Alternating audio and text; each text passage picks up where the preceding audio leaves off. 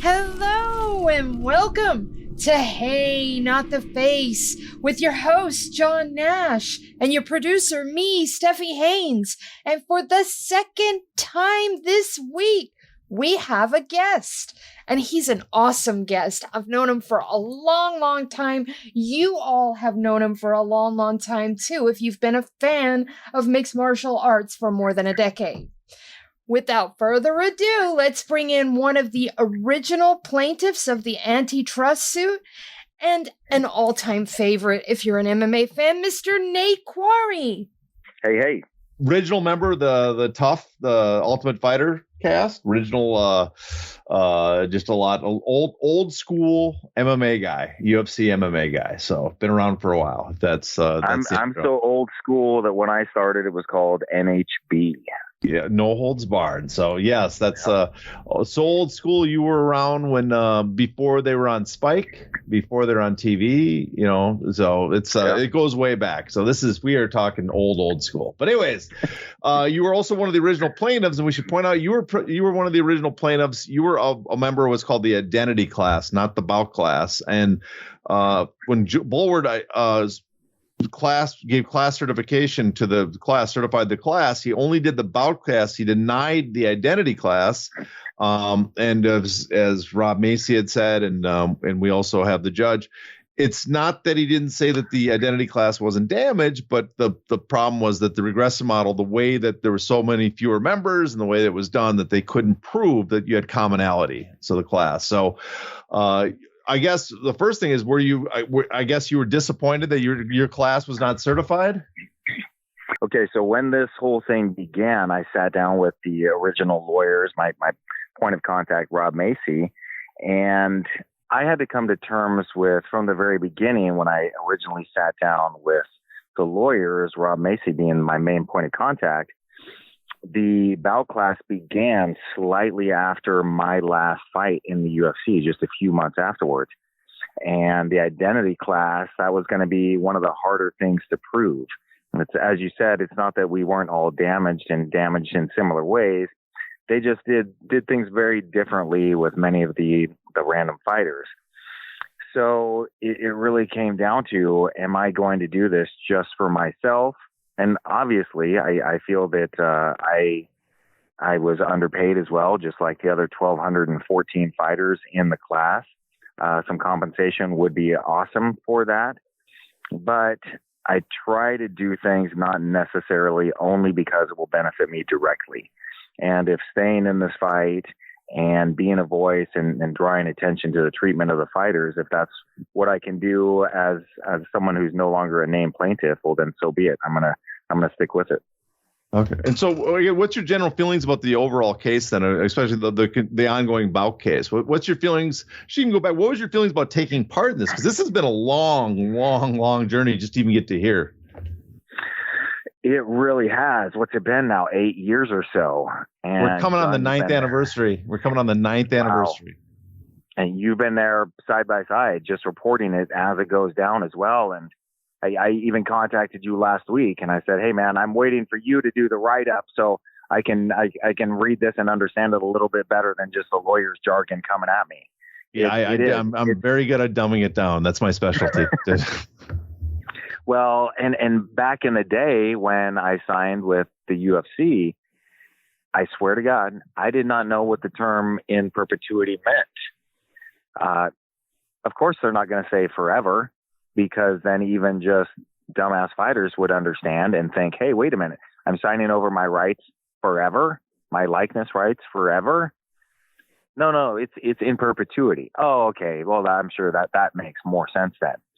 So it's been a very educational thing to go down this road and to sit here and watch the lawyers battle back and forth. It's been amazing. And to see how well our team is doing, it's just phenomenal. It really is like Tyson beating up an infant, because our lawyers, they have the truth behind them. They have the passion behind them. And Bulware is seeing this and he's made it clear when he first said 3 years ago, I'm most likely going to grant you class action status. and now his written opinion has come out. It's damning, saying what the UFC has been doing and how they've been treating the fighters. It's just been incredible to see this moving forward. Was it disappointing at all? Or was it disheartening I remember when you guys first came on Fouled, was it disheartening kind of the reaction you got from the fans and media at the time?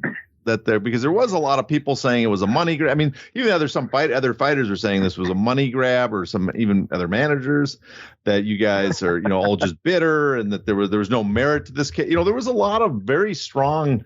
Now, also, I should ask, do you notice the difference? Because there seems to be a lot more support for you guys' position now than there was when you first filed. So I am for the working class. I will always be for the working class. I came from the working class. Every single right that we have as workers, somebody fought for. Most likely somebody died for it. The ruling class, who's been trying to consolidate, who's been trying to take up all the power, has had this massive wealth movement from the working class into the ruling class consistently throughout history. They've been telling us that we need to just be thankful with the crumbs off of their plates. And Dana White said this many times, the UFC, it's not a job, it's an opportunity. It's how far you take it. It's your fault you're not a world champion. Well, wait a minute. That's not the way that sports works. In the NFL, they don't all get to be Super Bowl champions. And yet the worst player in the NFL who never steps foot on the field is making life-changing money every season, I believe over $500,000 to ride the bench. No one is saying, hey, you don't deserve any money because you didn't get there, you didn't play in the games, you weren't on the field, you didn't win the Super Bowl.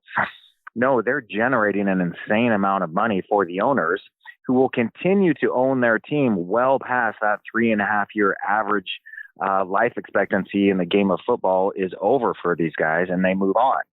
With fighters, it's the same thing. We have such a short window to really be effective, and we need to try and take advantage of that as much as we can. You start fighting or you start training because you love it, because you're interested in it. It excites you. The idea of combat, stepping into a cage, seeing how you're going to defend yourself, how you're going to stand up, how you're going to fight against somebody. And if you do okay, well, then you start moving on. Maybe you'll take some bigger fights. You're fighting in these small shows for free, and then you move into the small pro shows and you're making a couple $100 here, maybe $500 there. And then you make it into the UFC and you think, oh my God, I've made it. I'm one of the elites. I'm one of the best fighters in the world. And then you see, I'm losing money here to fight for this promotion that's bragging about how much money they're making. So to everyone that's out there that says, oh, this is just a money grab, I'd fight for free. Well, you'd have to, because you suck and no one would pay to watch you fight. You go ahead and you can have my journey. I want to see you train for half your lifetime, 20, 25 years of waking up, training twice a day, getting beaten down, learning boxing, wrestling, jiu-jitsu, stepping into the cage, fighting and making it into the big show, winning that title. Then feel free to look to Dana White and say, hey, this one's on me. I just did it for the love of it. I'm going to go back to my job in the factory. No, once you put in that much time and effort and you're generating insane amounts of profit for the promoters, for everyone around you, of course you're going to want your rightful share. Because that's the interesting thing about sports in general, and especially fighting. All it takes is two people to show up and swing. If a whole bunch of people show up and say, hey, I want to pay to watch this, what more do you need? And yet for some reason, we have these promoters who show up and say, hey, I'll run a few commercials, I'll secure the venue, and for this, I'll only take 85% of the income. You get to split that 15% with 16, 17 other people on the card. Aren't you thankful? Well, when was the last time a promoter said how thankful that they were, that the fighters were going out there and they were literally giving up years of their life in front of millions of people? And we're starting to see the damage that has happened to these guys, to these fighters, that as they're getting older, their bodies are worn out. Their brains are horrifically damaged. And we're still fighting for scraps. And it's time for that to change. Every sport has gone through this. Every industry has gone through this. It's just our time. And that's all it takes is a few people willing to stand up and say, hey, I'm going to go ahead and fight for what I believe in. If you disagree with me, that's fine. But I'm going to do what I've always done, stand up for myself, stand up for what I believe in. And I think the courts are going to side with us as well. And that's what we're seeing happening. Well, that was a good statement there. We didn't want to interject on that. You were on such a groove there. But you did mention one part. It reminds me of something we call the fighter's arc, and you kind of elegantly played it up. The fighter's arc basically is when you start and you're young, all you're interested in is, in this case, making it to the UFC because that's the big show, that's your dream, and you're willing to sacrifice and take less pay because you kind of assume that things will play out. You'll keep winning, and then you'll become a big star and make all the money. But it's only when you get to that point where you see the end of your career coming and you realize I did not get the money that I assumed that would be given to me. And it's almost now too late to do anything about it. Well, and that's what promoters and promotions will do, because it's one of those passion things that you do because of the passion of it. You get into fighting because you love it. It's the same with teachers. Teachers don't get into it thinking, oh, I'm going to make so much money. They do it because they love the kids. They love the art of teaching. They love all these things. And then after a while, they get so burned out and they realize I'm not making any forward progress here. And with fighters, it's so much worse because we all show up. Joe Silva told me this once, that he wished that he could run a tournament for every UFC because every fighter believes that they're going to win the tournament and they won't have to pay any of those guys anything. You get an 8-man tournament, only one guy gets a decent payday. All the rest get paid shit. And he told me we wish we could do that every time because everybody just thinks that they're going to win, and they will capitalize off of that. They will use us and abuse us and kick us to the curb, and then once again tell us it's all our fault. That we should have just been better. It's not that they were greedy and they kept everything for themselves. No, we just weren't good enough. This actually kind of raises kind of a difference between you see in boxing, because even though boxing, people box because they try to prove something and they have that's their love is for boxing and it's the sport, the competition. They want to prove they're the best. Boxers' mentality, if you ever listen to them talk, they're very money focused, right? The professional boxers. There's the professional part of boxing is right there in the forefront. We're professional boxing. It's prize fighting. We're here to fight for money. In MMA, you notice in mixed martial arts, it's professional fighting. People are there for money, but in many ways, fighters, it's not something that it's not as clearly thought out as much. It doesn't seem, at least that way, that fighters are that focused on it. They're much more willing to. At least in my opinion, many fighters are willing to concede that to the promotion. What's already laid out of what they're going to get paid is the acceptable amount. Is that correct or not? I think you're exactly right there. It's almost looked down upon it or shamefully if you say, you know what, this fight isn't in my best interest. There's a much higher chance that I'm going to lose. So maybe I need a better camp. Maybe I need a little bit more time to prepare. And then it's, oh, he's scared to fight. Oh, this is all about money for him. Well, it's all about money for the promoter, isn't it? It's all about money for the coaches. It's all about money for everybody around there sticking their hand in your pocket. But the fighter is supposed to be doing it for honor, for respect, for the glory. Those things do not buy a house. This is a business. And if you do not treat it as such, you will be left broken at the end of it. At one point, I was helping Chris Lieben renegotiate his UFC contract. And he had just had a great win over Aaron Simpson. They wanted him to fight Sexyama. And so Dana calls Lieben, offers him this fight. Lieben calls me. We get the agent on the phone. Lieben saying, oh, I don't know if I want to take this. The agent is saying, I don't know if this is a good time for you. So I said, all right, Chris, so do you really not want the fight, or what's the story here? If the UFC offered you $1 million to fight Godzilla in Tokyo tomorrow, would you take it? He said, well, yeah. I said, so it's not that you don't want the fight, it's that you want to be compensated appropriately. Give me a number. And I think he threw out $250,000. So $250,000 for, I'm not sure if it was co-main event or it was on the main card, one of the biggest cards of the year, 2 weeks notice on a fight. So I said, great. So I told the agent, okay, well, call Dana back and tell him this is what we want. The agent says, oh man, Dana's going to be pissed. So, well, he's supposed to be. He's not supposed to like you because you work for the client. He's working for himself and his investors. We're supposed to be working for ourselves and taking care of ourselves. So the agent calls Dana. Agent calls me back. He goes, oh man, Dana just yelled at me and hanged up the phone. Oh, what did he yell? He yelled, oh, this is all about money for you, isn't it? And just slammed down the phone. You're goddamn right it is. How much do I have to prove? Oh, I've had my face shattered in the first round and gotten off my stool and fought again. I don't have anything to prove. Yes, this is about money to me because I have a family to support. I have kids to put through college. Of course it's going to be about money for me, just like it is for Dana and the rest of those guys, because when they're not going to make as much money on a pay-per-view or somebody drops off, they've canceled entire cards. Not because they're not going to make money, because they're not going to make as much money. It's just amazing to me how it's all about money for everyone, but the fighter is just supposed to do this just for the love of the game. No.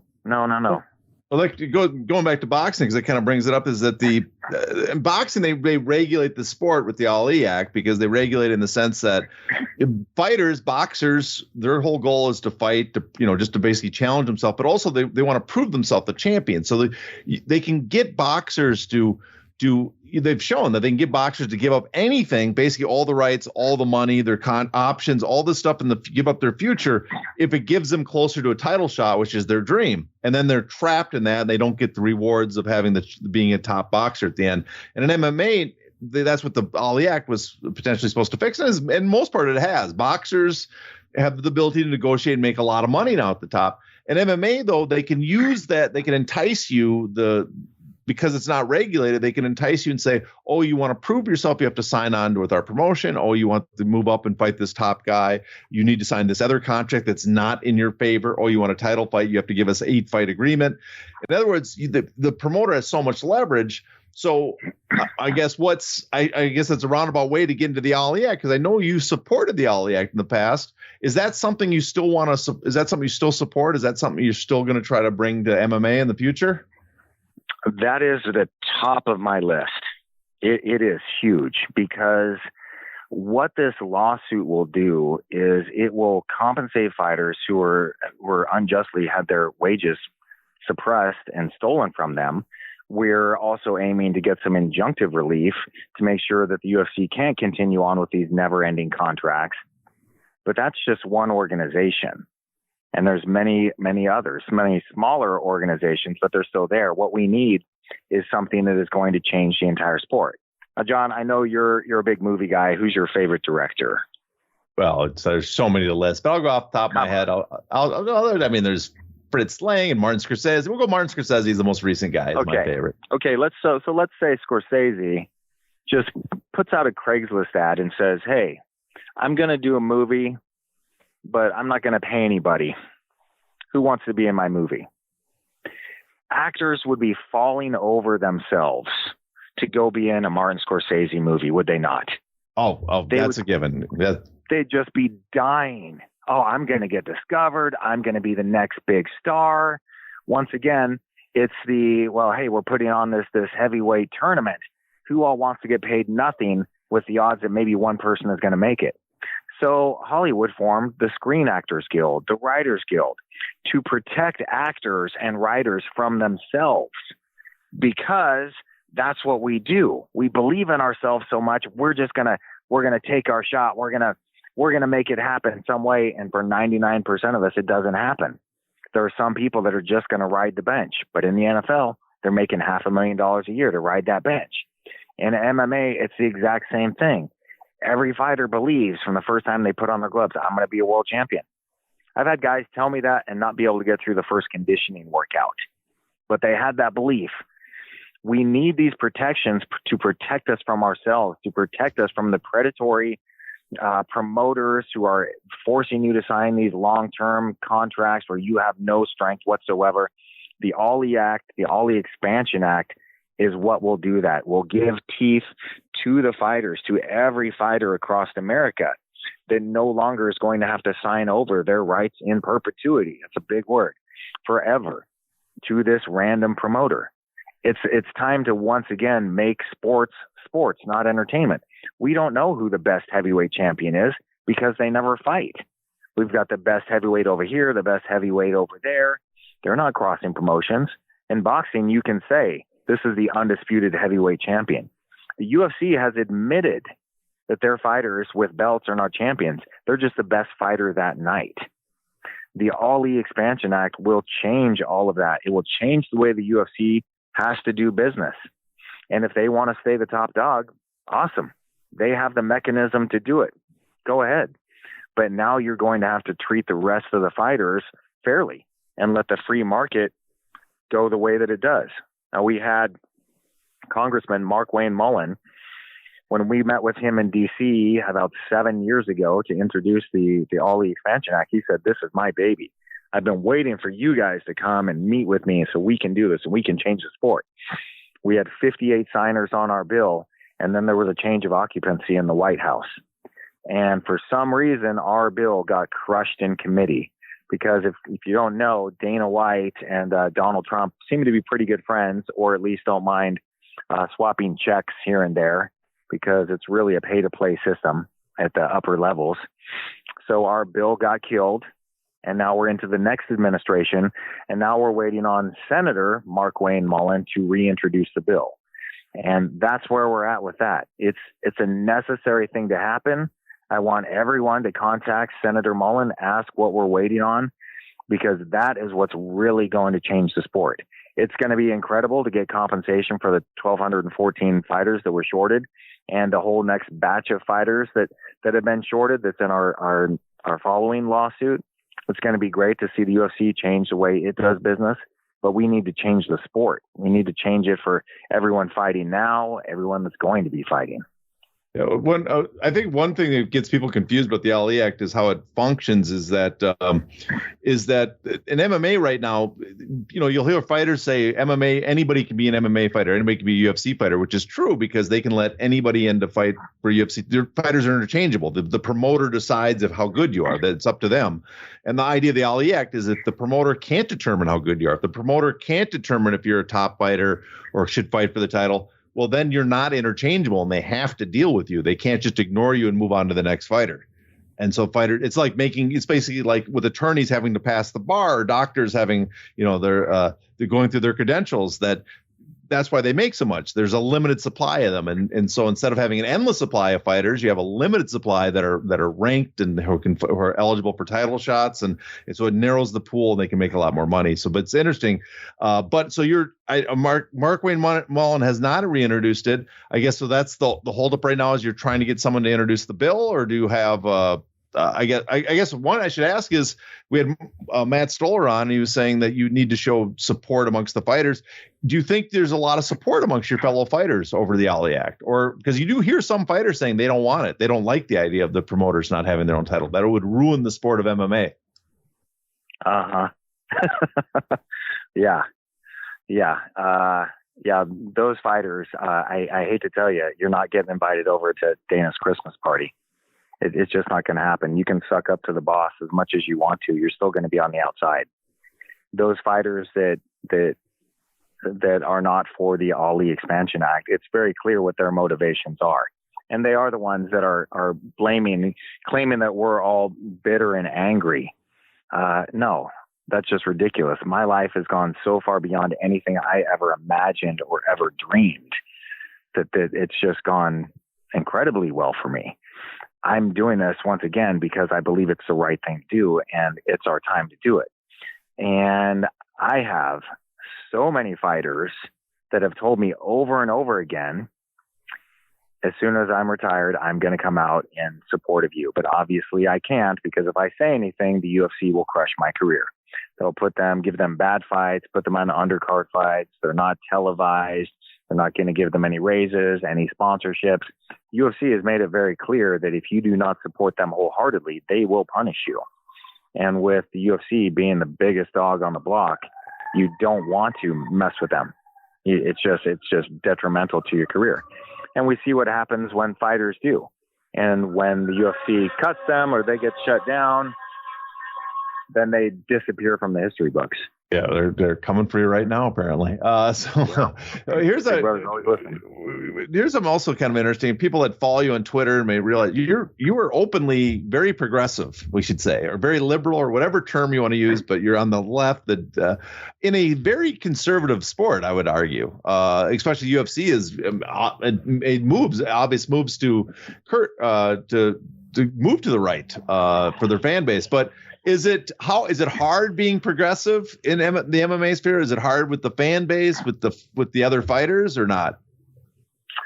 It's not for me because, and I tell this to everyone all the time, if you want to stick with the labels of Democrat and Republican, then that allows us to stick solidly to our teams and to defend them no matter what. I would say I am most definitely Democrat. That's the way I tend to vote.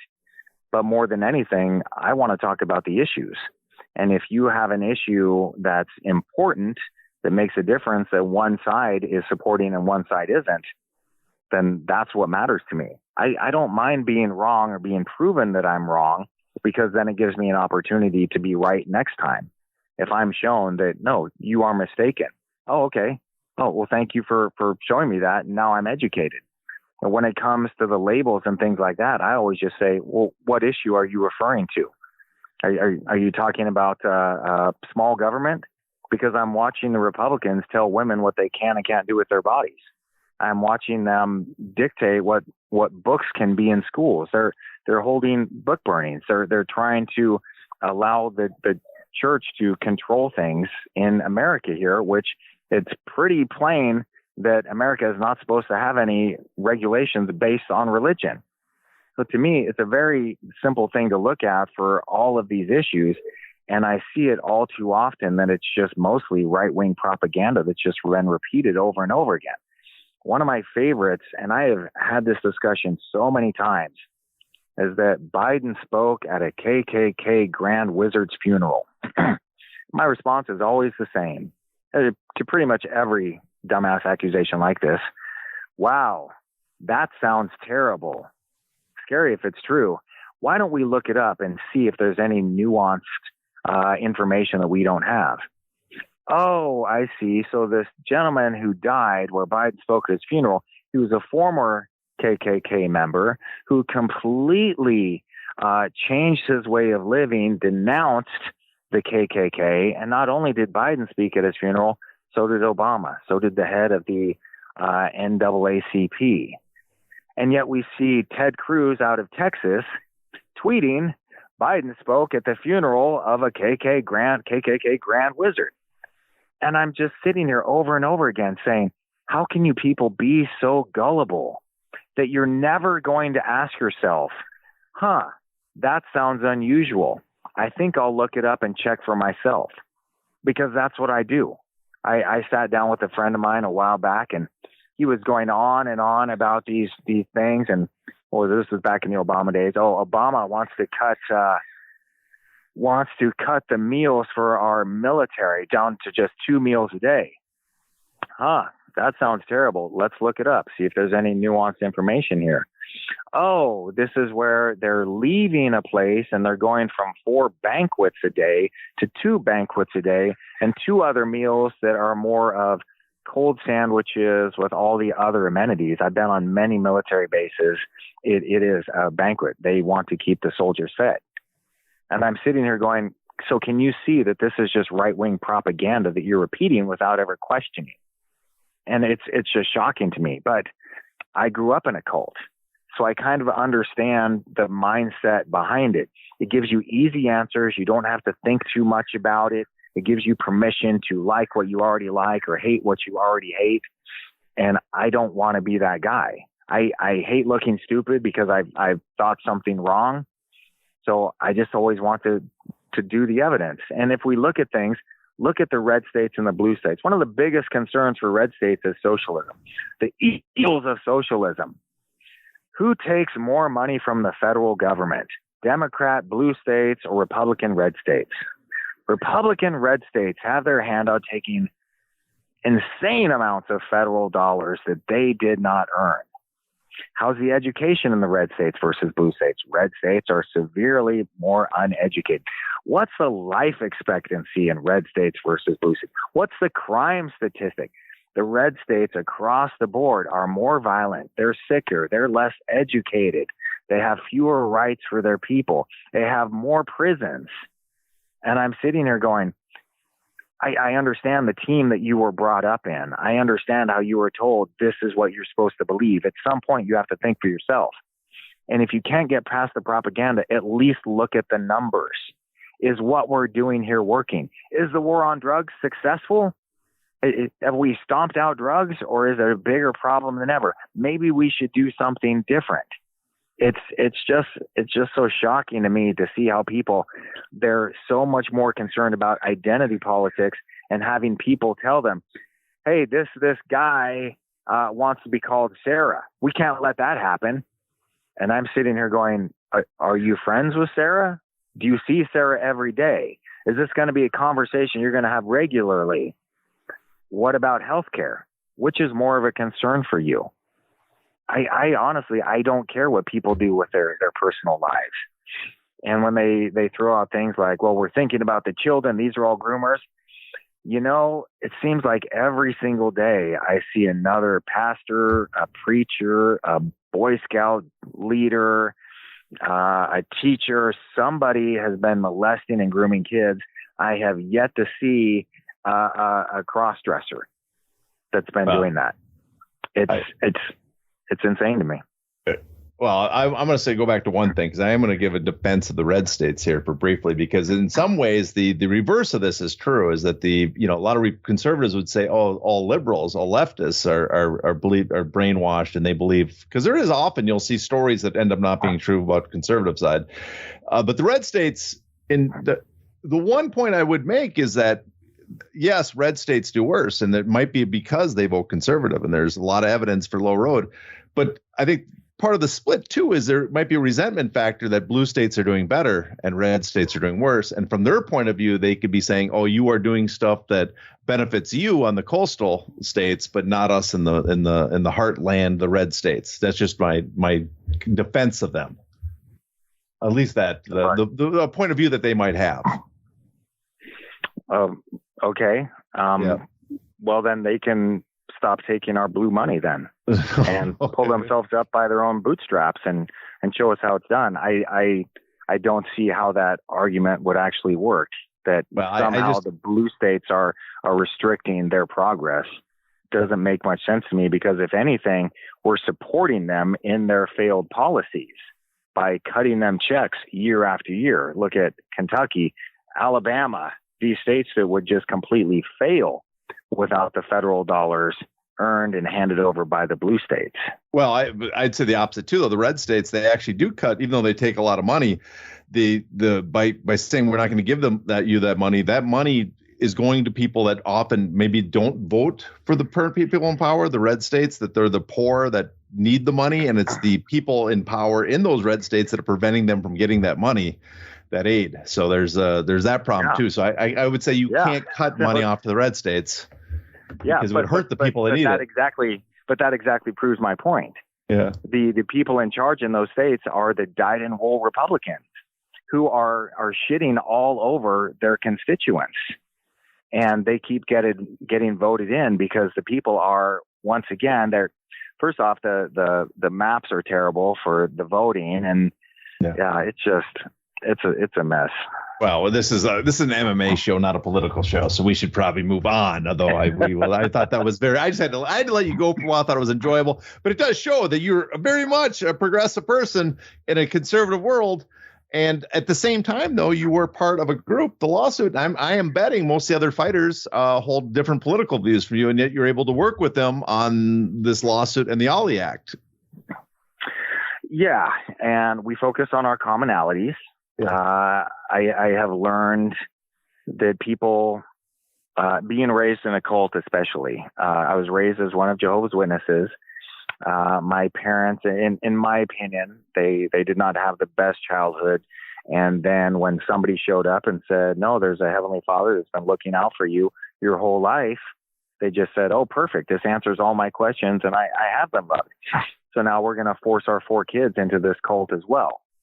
And as a kid being raised as a Jehovah's Witness, it was horrific.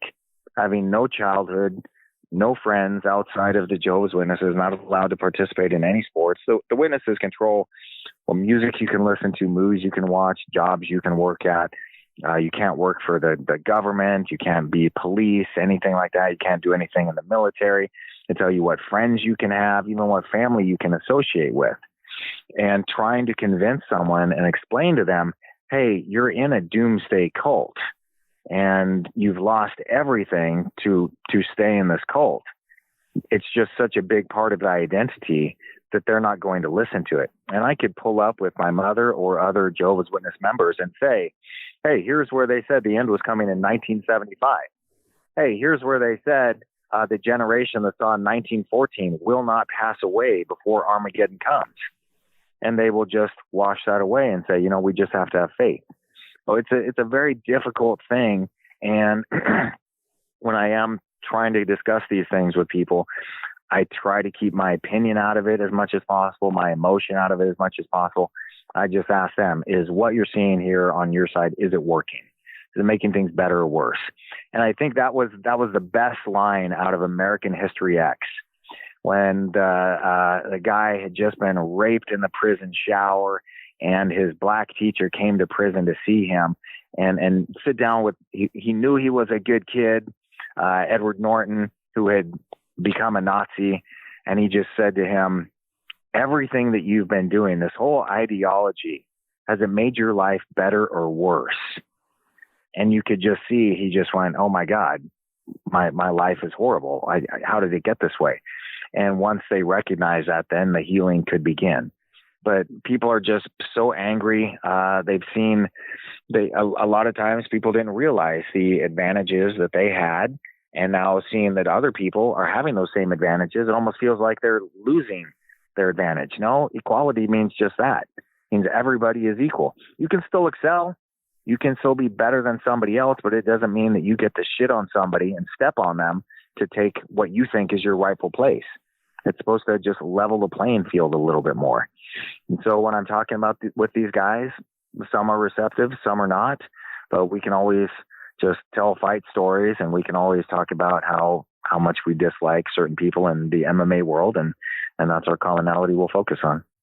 Oh, I hope it's not me, that I'm the person everybody commonly hates. But you're one of my favorites, man. Well, I appreciate that. That means a lot. But so does it bother you at all as we'll wind this up soon? But does it bother you at all in some ways that that so many fighters, and I guess also fans, media, one is they don't seem to really know much about what you guys have been doing. They're not paying attention, and they don't seem to offer much public support.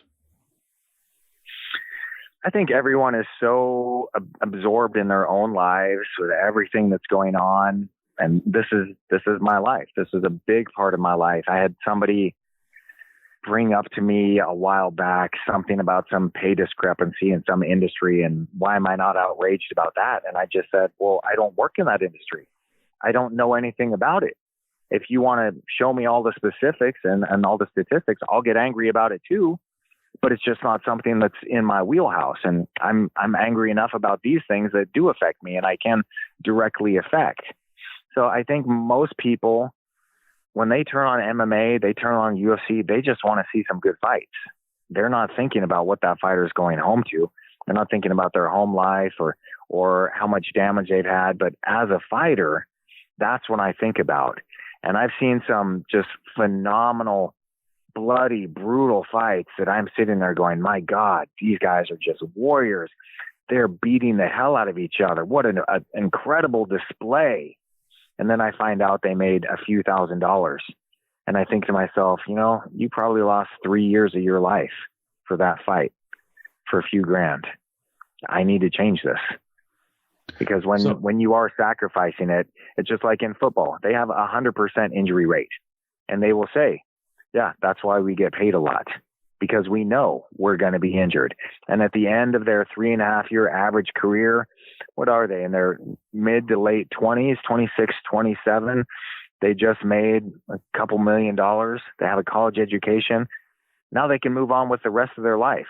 But MMA fighters, they're still struggling into their 30s and sometimes even into their 40s, chasing that dream, making those small paychecks that are never going to be life-changing money. And then they're going to turn around and it's all gone and it's passed them by, and they're wondering what happened. Well, last question, I guess. With your efforts at the antitrust case, and not progresses without you, but you got class cert, looks like there's some hope that it might be successful with your efforts, and the judge has granted that they're going to look at injunctive relief going forward. With the Ali Act you're trying to push, I guess, what's your vision of the future of MMA? 10 years from now, what do you hope to see MMA look like?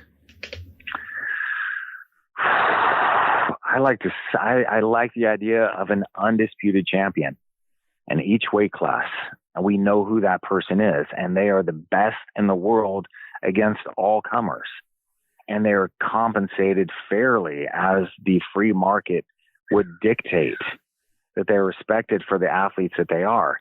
And for the fans, you're going to see better and better athletes then take up MMA because they're going to see the larger paydays that they can make that will be life-changing money. You get that title shot, and even if you don't win it, that's enough that you can go home and buy a home for your family and you're set. Move on when you realize that the sport has passed you by. I want to see the free market take over. I'm not against the UFC. I've never been against the UFC. I don't feel like I have any real grievances for the most part directly against them. I just think that they should do their business differently. And if you're winning the game, you're not going to change the rules. So we need to change the rules for them so that they will be forced to compensate the fighters, so the fans get to see the best fights in the world. That was a good ending right there, sir. Appreciate it. Absolutely. So on that note, Nate, what I want to do for you right now, give you a chance. Tell everybody where to find you, what projects you have coming up, anything you'd like to say right now. The floor is yours, sir. Well, I'm on Twitter at Nate Quarry, but I'm moving further and further away from that hellscape. Honestly, I took Twitter off my phone a few months ago, and life has never looked better. I will show up every once in a while just to kind of rant about nonsense, but you probably shouldn't follow me there. It's not pleasant. If you do want to support any of my projects, go to zombiecagefighter.com. I have a graphic novel. It's the story of my life plus zombies, what I went through as a fighter and at the time as a single father, and I threw in zombies. And I'm in talks right now to do an animated series with some major studios. We've had some big pitch meetings there. It really is. I can't say it enough. From the little boy that I was to the man I am now, I just can't. I never dreamed this big. To be happily married in my 50s. I've got 3 little ones running around. My older daughter is out of college. She's doing great. I've got a 3.5-year-old boy. I got a 1.5-year-old girl and a 6-month-old girl. And it's just nutty at the house all the time. My son was jumping into the pool today without his life vest on and learning how to swim underwater. And I think back to all the beatings that I took and all the work that I put in. When I started fighting, I was working 3 jobs. When I had my comeback fight against Pete Sell after my back surgery, I had $25,000 in credit card debt. I was fighting for $10,000 to show, $10,000 to win. Best case scenario was I would have gone home $5,000 in debt. And instead, I ended up getting knockout of the night, fight of the night bonus, securing a big sponsorship with the company that did my back surgery.